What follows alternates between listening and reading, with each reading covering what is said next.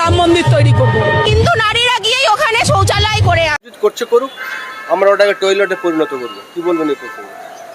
দেখুন, যে কোনো ধর্মীয় স্থান, যে কোনো উপাসনালয়, যে কোনো উপাসনাস্থল, সেটা যে ধর্মেরই হোক না কেন, হিন্দু হতে পারে, মুসলিম হতে পারে, খ্রিস্টান হতে পারে, কোনো ধর্মেরই ধর্মীয় স্থান, ধর্মীয় গ্রন্থ, ধর্মীয় প্রতিষ্ঠান কোনো কিছুকে নিয়ে কোনো রকম বিরূপ অপমানজনক মন্তব্য করা উচিত নয়। আজকে আমরা দেখেছি অতীতে বাবরি মসজিদকে ভেঙে বর্তমানে রাম মন্দির প্রতিষ্ঠা পেয়েছে অযোধ্যাতে। সেটা যদিও সুপ্রিম কোর্টের রায় নিয়ে মামলা বিচারাধীন ছিল, দীর্ঘদিন ধরে মামলা চলেছে। মামলার পরবর্তী ফাইনাল চূড়ান্ত রায় নিয়ে বাবরি মসজিদটাকে পরবর্তীকালে রাম মন্দিরে পরিণত হয়েছে। এটা নিয়ে নতুন করে বিতর্ক তৈরি করাটা উচিত নয়, বিতর্ক করছিও না একজন আইনজীবী হিসাবে। কিন্তু আজকের দিনে মুর্শিদাবাদের মাটিতে যেখানে হুমায়ুন কবির দায়িত্ব সহকারে বাবরি মসজিদ তৈরি করলেন এবং একটা মসজিদ তৈরি করলেন, তার নাম দিয়েছেন বাবরি, অর্থাৎ বাবরি মসজিদ, বাবরের নামে মসজিদটা তৈরি করা হয়েছে। সেটাকে নিয়ে এক শ্রেণীর উগ্র হিন্দুত্ববাদীরা, আমি হিন্দু বলছি না ওদেরকে বলছি উগ্র হিন্দুত্ববাদী, অর্থাৎ এই যে উগ্র হিন্দুত্ববাদীরা, তারা বিরূপ মন্তব্য করছেন, অশালীন মন্তব্য করছেন এবং অপমানজনক কটূক্তি করছেন। এগুলো কখনোই সভ্য নাগরিক হিসাবে এবং একজন ভারতের আইন মানা নাগরিক হিসেবে, যারা আমরা আইনকে মান্যতা দিই, যারা আমরা আইনকে মেনে চলি, যারা আমরা আইনের আইন শৃঙ্খলাকে মানতে ভালোবাসি এবং আইনকে মেনে চলতে পছন্দ করি, তাদের মুখ থেকে এ ধরনের কথাগুলো অশোভনীয়, অপ্রত্যাশিত। কিন্তু যারা কথাগুলো বলছেন, যারা কথাগুলো বলেছেন, আমি গতকালকে বা পরশুদিন দেখছিলাম কিছু সংবাদ চ্যানেলে তাদের মন্তব্যগুলো ভাইরাল হয়েছে, আমিও দেখেছি, আপনাদের মতো করে আমারও নজরে এড়িয়ে যায়নি, আমিও দেখেছি।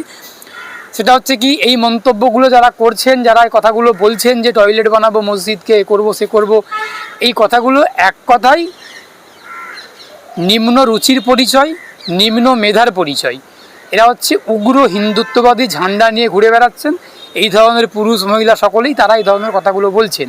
আমি অ্যাডভোকেট শেখ বাবুলাল কোনোভাবেই যে কোনো ধর্মের, যে কোনো গোত্রের, যে কোনো জাতির, যে কোনো পেশার, যে কোনো সম্প্রদায়ের কোনো কিছুকে, কোনো প্রতিষ্ঠান হোক, কোনো ব্যক্তি হোক, কোনো আচার অনুষ্ঠান হোক, কোনো উপাসনা হোক, কোনো আরাধনা হোক, কোনো কিছুকেই কোনো অপমানজনক কথা বলতে পারি না এবং বলবও না, এবং এই ধরনের অপমানজনক কথাবার্তাগুলোকে সমর্থনও করি না।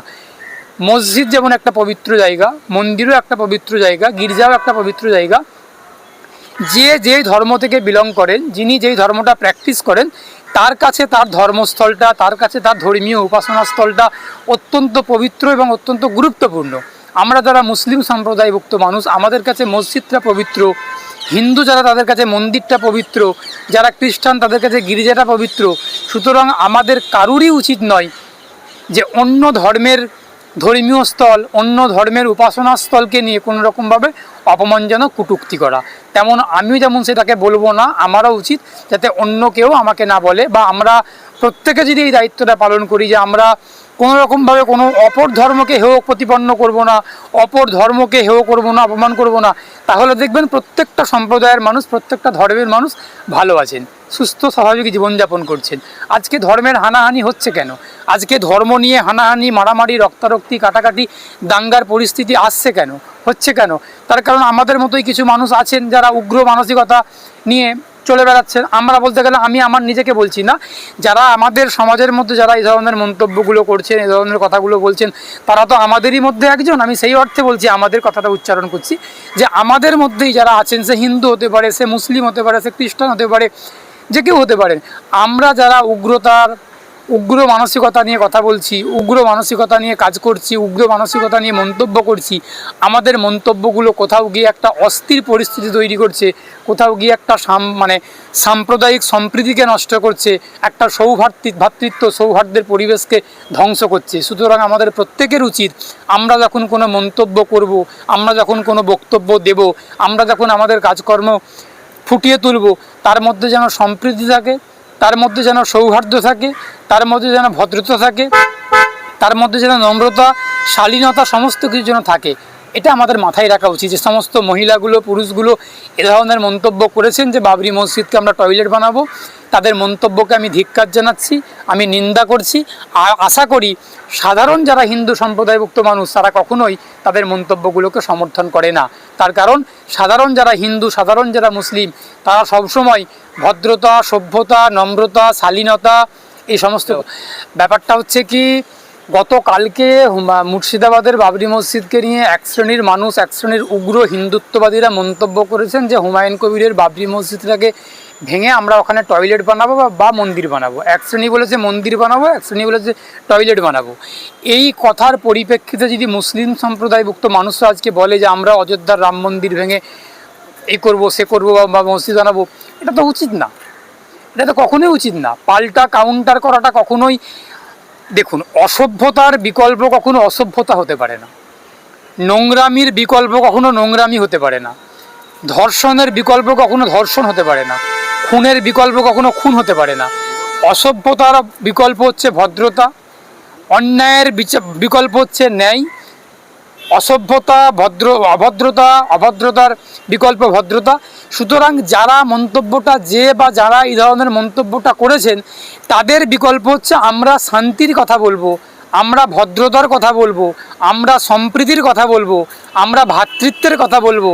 তার কারণ আমাদের নবী হযরত মুহাম্মদ সাল্লাল্লাহু আলাইহি ওয়াসাল্লাম কখনোই কোনো বিধর্মীয়কে হেয় প্রতিপন্ন করার কথা বলেননি, কোনো অপর ধর্মকে অপমান করার কথা বলেননি, কোনো অপর ধর্মের ধর্মস্থল, উপাসনাস্থলকে ভেঙে দেওয়ার কথা বলেননি।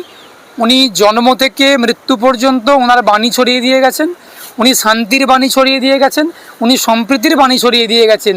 সেই জন্যই মহাপুরুষরা, সে হিন্দু হোক, সে খ্রিস্টান হোক, সে বৌদ্ধ হোক, সে জৈন হোক, যারাই হোক না কেন, তারা এক বাক্যে হযরত মুহাম্মদ সাল্লাল্লাহু আলাইহি সাল্লামকে শান্তির দূত বলে, ঈশ্বরের দূত বলে মেনে নেন, বা তার যে সম্প্রীতির কথা সেটাকে মেনে নেন, তাকে শ্রদ্ধা সম্মান করেন। আমরা সেই ধর্ম বিলং করি, আমরা ইসলাম প্র্যাকটিস করি, আমরা মুহাম্মাদের আদর্শকে বিশ্বাস করি। আমরা কখনোই পাল্টা মসজিদ ভেঙে দেওয়ার পাল্টা মন্তব্য কখনো করতে পারবো না যে আমরাও মন্দিরকে ভেঙে দেব। যে সমস্ত মুসলিম সম্প্রদায়ভুক্ত মানুষরা সম্প্রীতি দেখিয়েছেন, সৌহার্দ্য দেখিয়েছেন, ধৈর্য দেখিয়েছেন, তাদের প্রত্যেককে আমার কুর্নিশ। যেমন গত কয়েক মাস আগে বিজেপির আইনজীবী নেতা ওই যে আপনার টাকলা ন্যাড়া বাগচি বলেছিলেন যে মুসলমানদের দাড়ি ছিঁড়ে নেব, মুসলমানদেরকে এখান থেকে তাড়িয়ে দেব। তার পরিপ্রেক্ষিতে আমি একটা কথা বলেছিলাম যে মুসলমানদের দাড়ি যদি ন্যাড়া বাগচি ছিঁড়েও নেয়, আমরা মুসলমানরা দায়িত্ব সহকারে ন্যাড়া বাগচির মাথার টিকিটাকে আগলে রাখবো। তার কারণ এই শিক্ষা, এই আদর্শ আমাদের সকলের প্রতিনিধি, আমাদের সকলের প্রফেট মুহাম্মদ সাল্লাল্লাহু আলাইহি ওয়াসাল্লাম এই শিক্ষা দিয়ে গেছেন। অন্য ধর্মকে অপমান করা, অন্য ধর্মকে হেয় করা, অন্য ধর্মকে কুলসিত করার কোনো অধিকার আমাদের নেই। আমাদেরকে সে অধিকার ইসলাম দেয়নি, কোরআন, হাদিস, মোহাম্মদ, আল্লাহ কেউ দেননি। সুতরাং যারা মন্তব্যটা করেছেন বাবরি মসজিদ ভেঙে মন্দির করব, তারা মন্তব্য করতেই পারেন। আমি তার পাল্টা মন্তব্য কখনোই করব না যে আমরাও অযোধ্যার মন্দির ভেঙে দিয়ে মসজিদ করব, এসবে যাচ্ছি না। মন্দির থাকুক, মসজিদ থাকুক, গির্জাই থাকুক, আমরা যদি প্রত্যেকে আমাদের নিজ ধর্মটা পালন করি না শান্তিপূর্ণভাবে। ধরুন আমি হিন্দু, আমি যদি গীতাটাকে পড়ি, যদি গীতার মতো করে চলি, আপনি মুসলমান, আপনি যদি কোরআনটা পড়েন, কোরআনের মতো করে জীবনযাপন করেন, কেউ খ্রিস্টানকে বাইবেলটা পড়লো, তাহলে দেখবেন পৃথিবীটা একটা সুন্দর জায়গাতে চলে আসবে। পৃথিবীতে কোনো হানাহানি, রক্তারক্তি, খুনোখুনি, অশান্তি কিচ্ছু থাকবে না। আমরা আজকে আমাদের নিজেদের ধর্মটা ঠিকঠাকভাবে পালন করছি না বলে আমরা আমাদের ধর্মীয় গ্রন্থগুলো পড়ছি এক, আর পালন করছি আর এক, ব্যাখ্যা করছি আর এক। সুতরাং এটা করে আমাদের মধ্যে একটা হানাহানি, মানে রক্তারক্তি, খুনোখুনি, একটা বিশৃঙ্খলা তৈরি হয়। ভেঙে বাবরি মসজিদ করা হয়েছিল না বাবর অত্যাচার ছিল বলেই বাবরি মসজিদ থেকে ভেঙে দেওয়া হয়েছিল? বাবর অত্যাচারী ছিলেন কি ছিলেন না সে কথা ইতিহাস বলে। আমি তো কোনো ইতিহাসের ছাত্র নই, আমি আইনের ছাত্র, আইনজীবী। সুতরাং যদি আইনের দৃষ্টিকোণ থেকে বলা হয়, সুপ্রিম কোর্ট যেই রায়টা দিয়েছেন বাবরি মসজিদ এবং রাম মন্দির বিতর্কিত বিষয়টা নিয়ে যে রায় দিয়েছেন, সেই রায়টাকে একজন আইনজীবী হিসাবে মাথা পেতে নিচ্ছি। সেই আইনের সমালোচনাও করা যেতে পারে, অনেকে সমালোচনা করছেন, আমিও সমালোচনা করেছি, এখনও করতে পারি। কিন্তু নতুন করে এতদিন পরে আর নতুন করে সমালোচনা করে এটাকে বিতর্ক বাড়াতে চাইছি না ইচ্ছাকৃতভাবে। সুতরাং আইনের ছাত্র হিসেবে, আইনজীবী হিসেবে এটাকে মেনে নিলাম। ইতিহাসের ছাত্র যেহেতু আমি নই, বাবর অত্যাচারী ছিলেন নাকি ভালো ছিলেন, আকবর অত্যাচারী ছিলেন নাকি ভালো ছিলেন, হুমায়ুন কী ছিলেন, সেগুলো যারা ইতিহাসের অধ্যাপক, যারা ইতিহাসের গবেষক, তারা উত্তর দেবেন। আমি কোনো ইতিহাস বিশেষজ্ঞ নই, আমি কোনো ইতিহাসবিদ নই, আমি আইন বিশেষজ্ঞ, আইন নিয়ে কথা বলবো, এটাই সমীচীন, এটাই উচিত। এখন শুভেন্দু অধিকারী একাধারে সব কিছু, উনি ইতিহাসবিদ, উনি পুরাণবিদ, উনি কোরআনবিদ, উনি আপনার উকিল, উনি ডাক্তার, উনি মাস্টার, উনি অধ্যাপক, উনি নিজেকে একাধারে সব কিছু মনে করেন, সাহিত্যিক, নাট্যকার, অভিনেতা।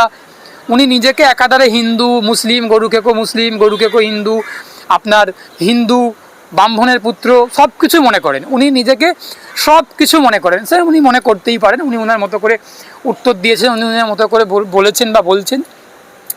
এখন যেটা কথা সেটা হচ্ছে বাবরি মসজিদ আর রাম মন্দিরটাকে নতুন করে ওনারা হাতিয়ার করার চেষ্টা করছেন, তার কারণ আর কয়েকটা মাস গেলেই রাজ্যে বিধানসভা নির্বাচন।